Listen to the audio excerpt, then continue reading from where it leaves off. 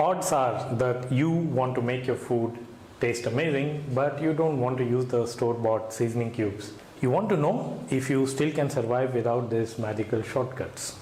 Hi, my name is Srikant and welcome to our channel Happy Belly Fish, where you will learn simple, delicious ways to nourish yourself every day.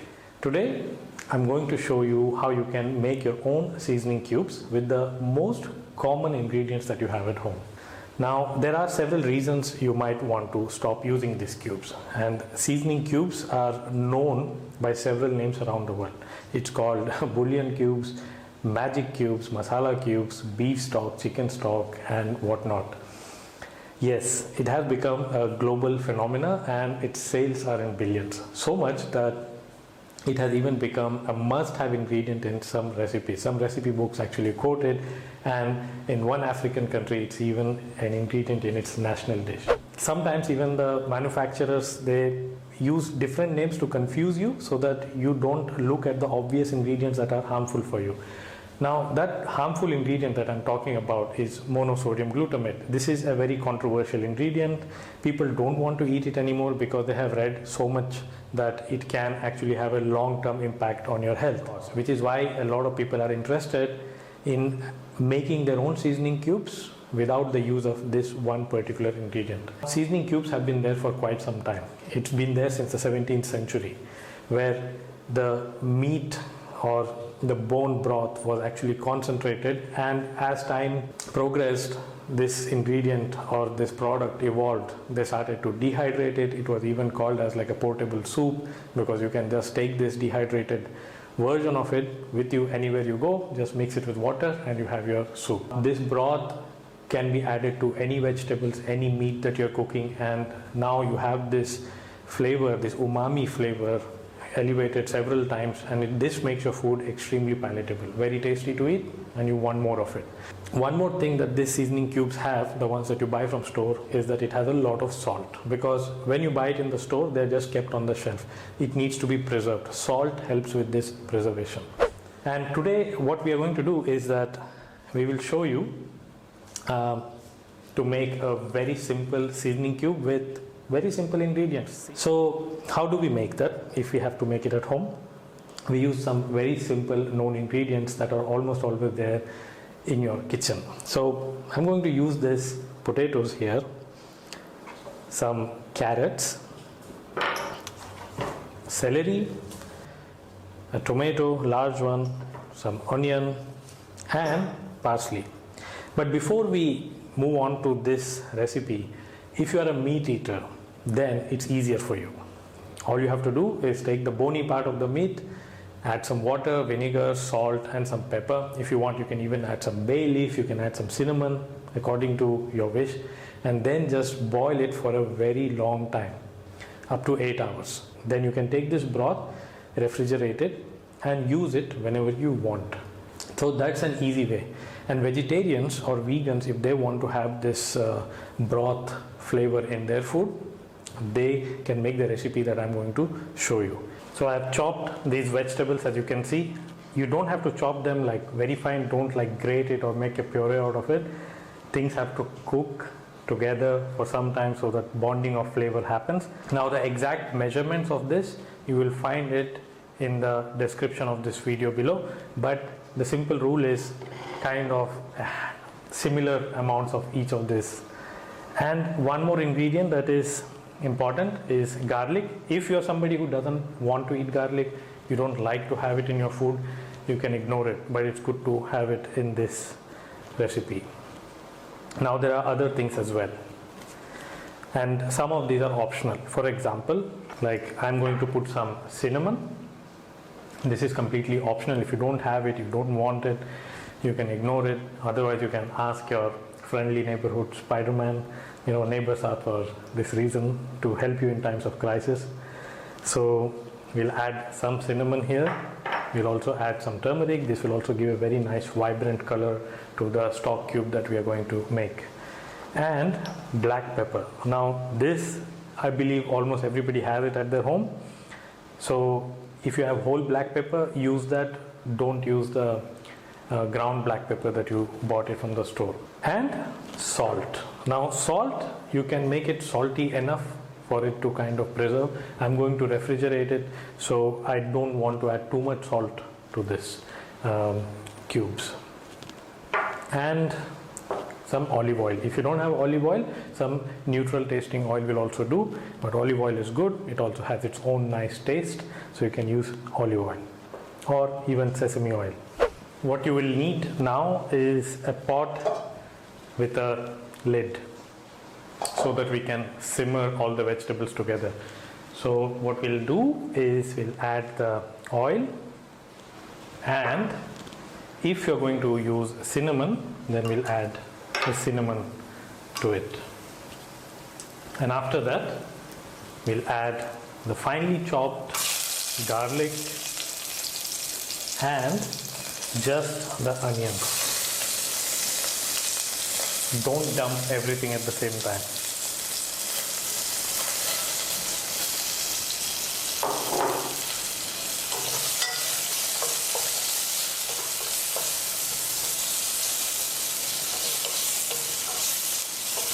So we'll mix it and allow the onion to soften a little bit. Alright, so the onion has softened, and what we'll do now is that we'll add the potato and we'll add carrot.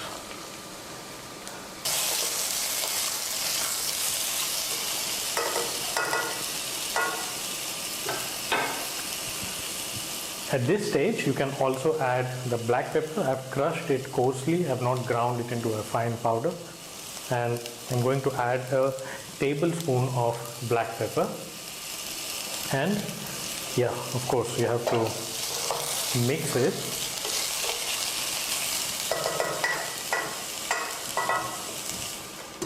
Cover it with the lid and allow it to simmer. What else can you add? Let's say you have made this and you want it to taste somewhat different next time. You can start including dried herbs. If you have rosemary, thyme, you have marjoram, you have sage, so the options kind of keep on increasing. So each time you make your stock cube, you can make it differently. It doesn't have to be the same recipe. You can start experimenting here. If you want it to be a little spicy, you can start including garam masala to it. Not a lot, just a little bit of it. Or you can even add just coriander powder, and you can add some cumin powder. So you can have a lot of varieties when you start including spices and herbs in this stock cube. You're almost halfway through and it smells actually delicious. This can actually be your evening meal if you're cooking it at that time. Now we will add the tomato, and we'll also add the celery.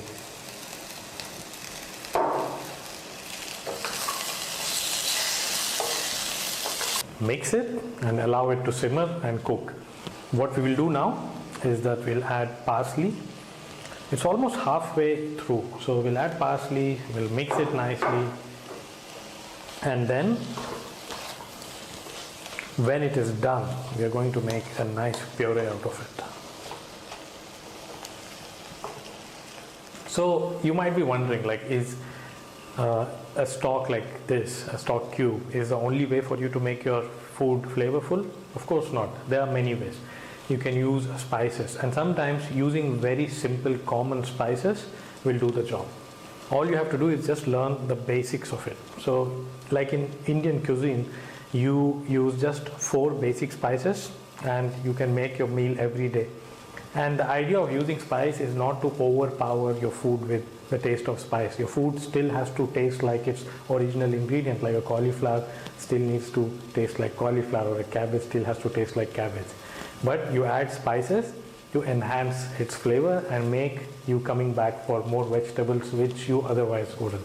And if you want to know more about it, then make sure you visit the website happybellyfish.com, where we run a spice challenge, which is a time-bound 8-week challenge, and you get a lot of tasks and you can learn a lot on how to start using spices in your everyday cooking.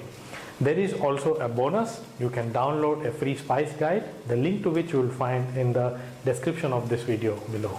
Now it's cooked, so I'm going to add salt, a tablespoon of it, and about half a tablespoon of turmeric.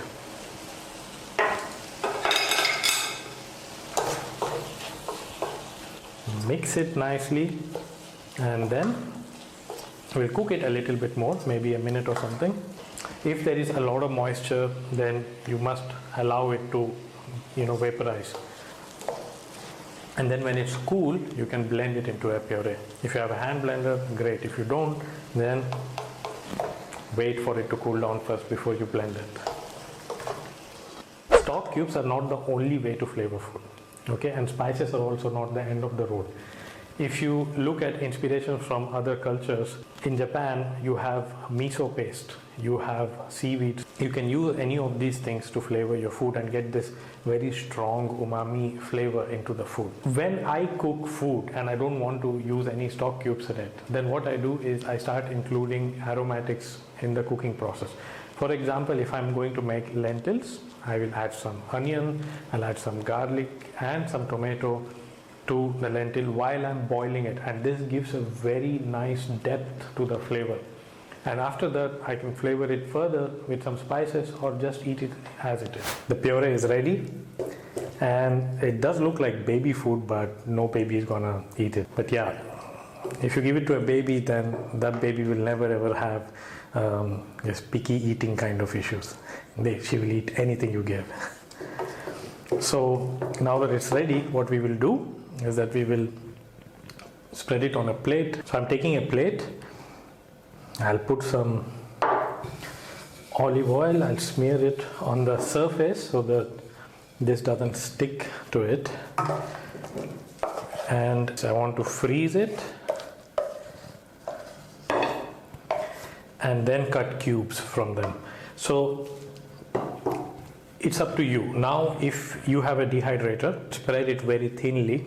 Don't cook it at a very high temperature. Just dehydrate it so that it becomes dry, and then you can powder it, and that becomes like your seasoning powder that you can use it. But you need a dehydrator for that, or an oven in which you can do it, because then you can store it outside and the usage becomes super easy.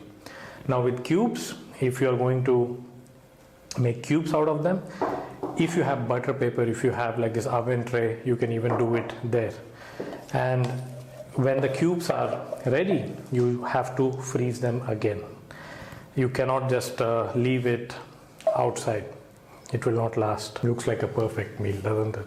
Now that it's ready, what we'll do is we will freeze it for at least 3 hours. Then when it is stiff, we'll cut it into cubes and then refreeze it again. We can put it in a packet, you can put it in a bottle or a glass container, and just keep it frozen.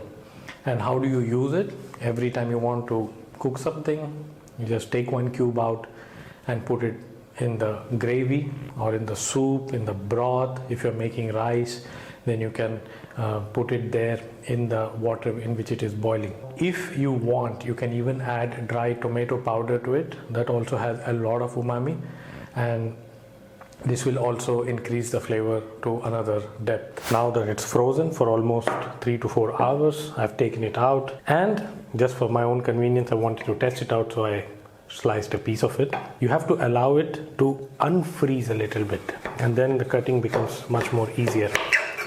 If you have butter paper or baking paper, you can even use that, like I said before. But one thing you need to remember is that when you make these cubes, you have to freeze them again. You cannot leave them outside. So that's your nice, perfect vegetarian or vegan bouillon. Now you can use this in almost anything that you're making. Just put it in boiling water, make a soup out of it. Or if you're making a curry with a lot of spices, you can even add it to just enhance the flavor.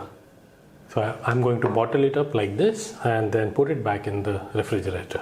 Do check out our channel for many more exciting videos where you will learn simple and easy recipes which will improve the way you have been cooking. Don't forget to like, share and subscribe. And I'll see you in the next video.